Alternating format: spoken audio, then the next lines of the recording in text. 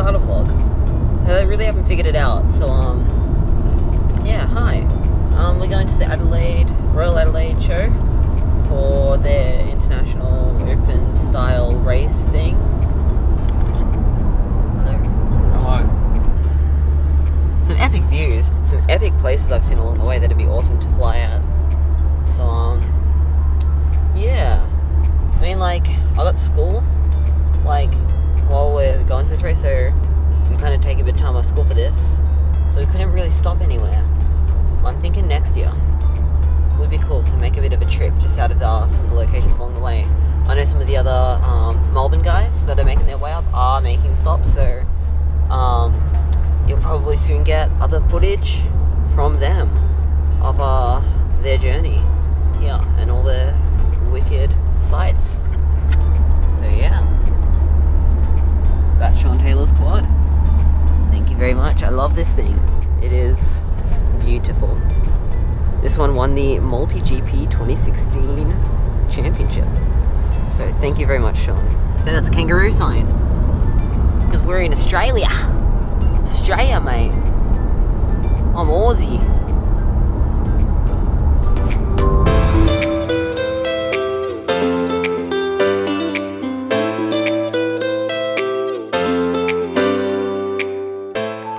We've been driving for about an hour now. We've probably got another hour to go before our next stop.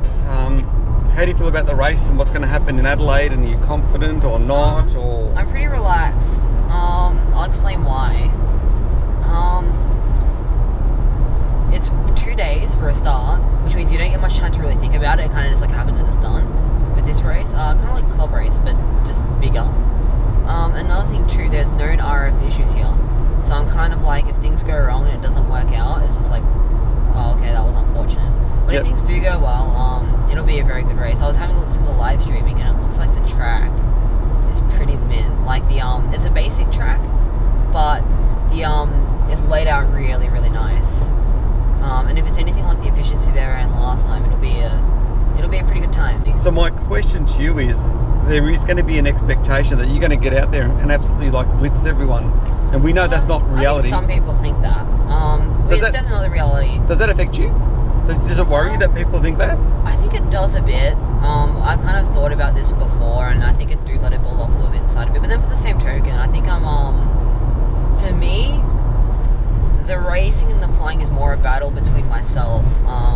It always has been, where I've just been trying to get better. I've like got my theories on what the theoretical fastest is, and the theoretical best, and the quads, and the racing, and the line, and the mindset. But so for me, it's almost just testing it, and if it works, it's kind of like, oh great, I prove something. If it doesn't, it's like, okay, what went wrong? I'm going to fix it for next time, and that's the stuff I enjoy. It's the challenge of it all. Is there any impact, win or lose, for you? Not really. Not in my brain. It's kind of, if anything, it's just more data. It's just more data. Okay, that's very interesting. Yeah. What I was going to say before about the racing style here, which is different from what I'm used to, is that the track's pretty big. It's set up in a horse track, like a horse racing track, and it's pretty. It's got some pretty big straights. So the quad I've kitted out is a modified Helix configuration from what I'm normally using. Running big ESCs, the F32-6S, and I'm also running the F43 2750 kVs. So I've lost that bottom end. But top end is going to be in the masses. Another thing too, I've got Triumph stubby antennas now and the Foxier stubby antennas, but I'm actually using a full-size Triumph for this race. The reason being because I know of bad RF, I'm going to try and get the antenna as far away from noise, as far away from carbon and stuff as I can. So it's going to be interesting, putting a few theories behind actually building a quad around the track to see how that goes.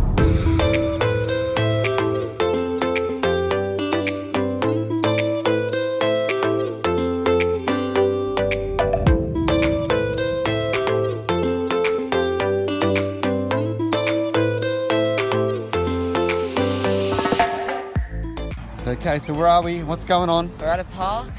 I guess we're about to do practice.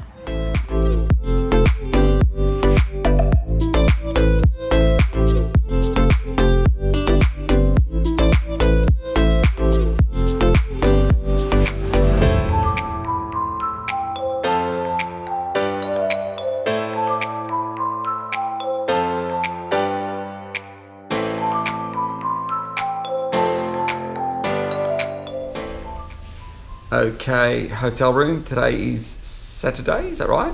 Saturday night, yeah. And what did we do today? Lots of fixing, lots of flying. We had practice for the Adelaide World Cup. World Cup, is it? Yeah, They call it a World Cup. Yeah. It's apparently they've got enough internationals to make the World Cup. Yes, and it's FAI approved and everything, so not sure what that means, but I think there's some points and things that go towards something. But you've got the Crossfire in there now. Yeah, have a look at that dipole action right there. Not bad at all. Not bad at all. Sounds like the most botched thing ever, but hey, it's another use for these antenna tubes as antenna holders that are not as tubes. So do you want to explain why you've gone down the path of the Crossfire versus the FrSky? Okay, so the reason why we've gone with Crossfire is because we've had heaps of people tell us that the noise floor there is terrible. Last year when we raced, I couldn't run my Helixes because they had XSRs on, and both of mine just fail-safed and went fell out of the sky, so I had to use Dad's quad, which is like a little skinny thing with an X4R, and that just made it through even with desyncs in flight. But I also have to recover from each one. But this year they're saying that it's bad, there's actual dead zones on the field where there's nothing. And we've heard also that so far all the Crossfires have worked. So we've thrown them on, we tried them today in practice, and they are really good. I also think there's latency differences actually noticeable. That was, we did the first live, got the video up on Instagram. That was your first reaction running the Crossfire, because we were concerned about latency and all that. Trappy did say that he expected the latency to be significantly less than the FrSky protocol, and he also said, I suppose he wanted to know whether you were going to feel the difference with using the Crossfire versus the FrSky. There was a difference, wasn't there, without doubt? Yeah, there definitely was. How was the difference? I assume it wasn't as big as what it was. It wasn't as big as PPM to S-Bus. I say PPM to S-Bus, sorry. But it was still distinct, like, especially coming out of fast corners, where that millisecond like delay is really noticeable. You can really feel that the Crossfire is performing a bit better. Another thing too, the quad I was running it on has it just flies a little bit different from this guy here. So what he did was you ran one with and one without, is that right? Yeah, one with FrSky, one without, and the one without, with FrSky, without FrSky. Yes. The one without FrSky, yep. I felt more comfortable with, which I knew, at least when I had both FrSky, it wasn't flying as well. Didn't feel as comfortable, yeah. Just felt so on his B in. quad, on the B quad you had your Crossfire on, and it was actually flying better than the A quad, which was surprising. Yeah, and I suspect that even though it was the same quad, because I was getting the information of what was happening on board earlier, it was kind of like I was more connected and I was able to do more with it, even though it technically wasn't. We will actually do a video on the Crossfire, because I know Trappy was interested to know batteries. It's finished. Thank goodness. Still going. Come on. Okay. Yeah, so Trappy was interested to know whether you would actually feel the difference or not. So we'll do a proper video on the Crossfire, but at this point in time, I'd say it's pretty impressive, isn't it? Yeah. I'd say it's not we're not talking range. I mean, obviously range is better. It's designed for that. Yeah. We know that, but this is purely from the flying experience. Yeah, it is better. It's not CPM to S+ better, but it is still better. Yeah, so definitely worthwhile. So yeah, if I'm looking to cut latency. What about tomorrow? How do you feel you're going to go? I'm not too sure, to be honest. I mean, you're coming in as the reigning champion at the moment for this. There's a lot of pressure on you at the moment. Everyone's sort of expecting you that you've just won it because you're going to magically, like, you know. Well, I don't know about everyone. Well, a lot of people sort of thinking that. So, how are you dealing with that at the moment? I don't know. I'm just like. You're chilling. Okay. I don't know. This race, it's because of the RF issues and all that. I'm kind of relaxed. I'm just like, yeah, I'm expecting the quad's just gonna fall out of the sky and I'll be out and it'll be like, oh, okay, that's unlucky. But if things do go well, I think I have a shot at it. Yeah. That's the angle I'm going with. 45 degrees. That's the angle. 20 seconds. How's you feel? Really good. Crossfire is definitely better than FrSky, especially in this park here. The trees are really close, so everything happens a lot quicker. 10, And 9, you can really feel the difference in latency. 7. So this is our quick practice session, just making sure the Crossfire works okay before the Adelaide International, Yeah. which is going to happen a few hours from now. So we're going to head down there shortly.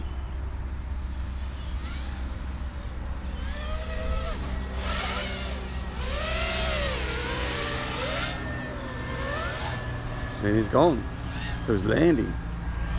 I was going there, so I still got a bit of voltage in the tank.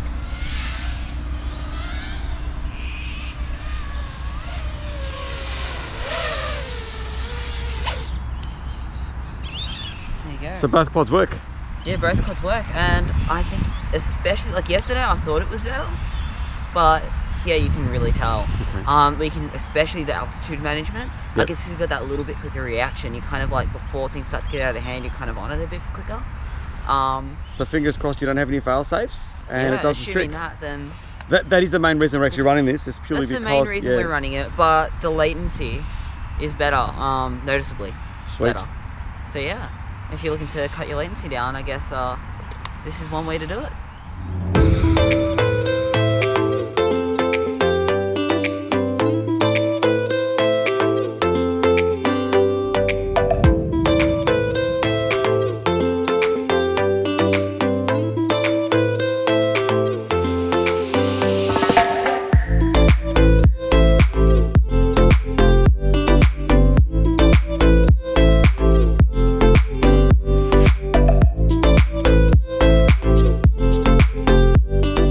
How you feeling? Good. It's all happening, isn't it? Yeah. Don't know why I'm walking so close to the camera, but I am. Hi. There you go.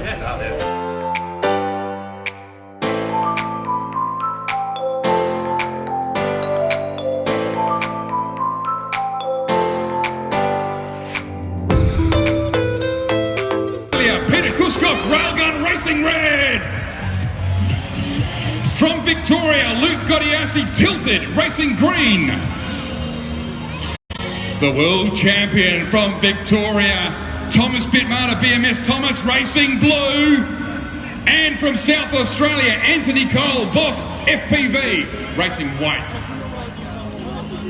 Pilots, good luck. This is semi-final two, first two go through. Pilots, on my call, on my call. Go! And we're away, blue first is BMS Thomas. It's, wow, look at that, it's everyone's race at the moment. Red first through Peter Kuskov. It's the South Australian champion leading the world champion at the moment. Oh, can he sustain it? Because here comes Thomas Bitmarter. Bitmarter now looks like he's taken him, first lap done. Oh, come on, if you're a South Australian, where's your loyalties lie here? Here goes Bitmarter through the gate again. Here goes Peter Kuskov falling behind 20 metres now, that's about a second. And there goes Bitmarter. Oh my goodness, this 18-year-old lad from Victoria, ex-Queensland, is just one crazy. Got one lap to go, first two make it home. You don't want to make an error now. Bitmarter comes through. Kuskov comes through. The green is hassling. Luke Godiassi, Tilted is there. If Kuskov does anything wrong, he's going to be taken. Here he comes. Oh, Kuskov might lose second here, and he makes it. Wow! Wow, wow! So it is Thomas Bitmarter first. To my eye, this is provisional only. Peter Kuskov possibly second. Luke Godiassi, I had third. Anthony Cole fourth. That is not official, but that's how it looked to the eye, Matthew Penn. Tell us. That's how it looked to me up here as well, but we will wait to see as the white drone of Anthony Cole from SA Boss FPV comes into land as well. He has been great during the state championships all week, but he will not be in the grand final on that fourth finish. Here you go, now the goggles are going on, the drones are in place here, and we're going to have to get out of the exclusion zone. The Chief Marshal is down here, he's going to speak to the pilots in just a moment, and the spotters. I'll just wait for that now. Hey, pilots all ready? The prize money to play for $8 grand for first, Spotters, are you $4 ready? grand for second, You know $2 which quad grand you're for following. third, and $1,000 When for fourth your place. quad crosses the line, can you please call the colour and the lap you're on? Good luck, boys, on the commentator's call. So now it's down to the final 3 laps here. This is the final race. Massive money, massive reputation. Pilots, good luck. He's just checking once more that everyone is ready. Okay. So let's introduce them to you. Please put your hands together, a massive Royal Show roar for the grand finalists. Thomas Bitmarter, BMS Thomas, the world champion in red. from Victoria, Josh Tepper hasn't lost tonight in green. He is known as Maverick. Daniel Vogel from Victoria, Yui Pup in blue. And the South Australian's going to take you for the ride of his life. He is the South Australian champion, Railgun Peter Kuskov with white. He's going to be taking us on this flight. Pilots, good luck. Pilots, the next voice you hear will be mine. On my call. Pilots, on my call. Go! And away! Oh, Railgun, early Matthew Pentelis. Yes, indeed. He got away very quickly. He is, though, trailing red at the moment. That is Thomas Bitmana, the world champ. And it's white and red. It's Kuskov and Bitmana. They're neck and neck again. Can Kuskov take him? Here we go, lap 2. They're halfway through it already. Coming up to the chicane. Who's going through first? It is Kuskov. It's kissed the ground. Kuskov no, that's a disaster for him. He's not getting up either. All right, we're flying with red. Thomas Bitmana in the lead. Bring us home, Paul Richards. Yeah, Thomas Bitmana looks good for the win here. Although we've said that before, haven't we? Through the... Bitmana's down! Oh, this is a blowover! Unbelievable scenes there. And red finishes the race. Oh, there's Thomas. Oh, my goodness. It looks like red might have won it.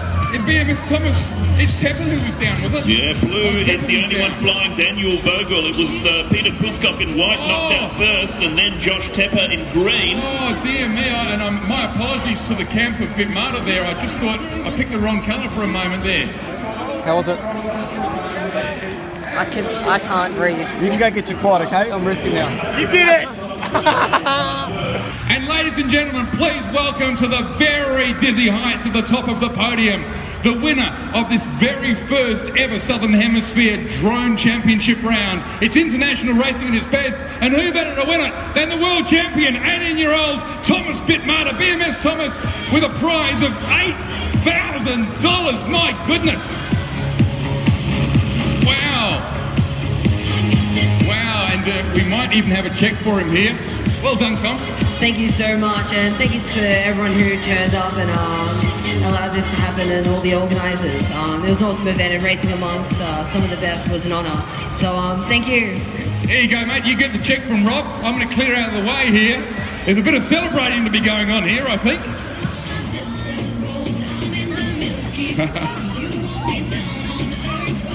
Let's bring on the champagne. Let's bring it on. The champagne now. What's that? $12,000, $13,000, $14,000, $15,000 worth of prizes. Last night, $12,000.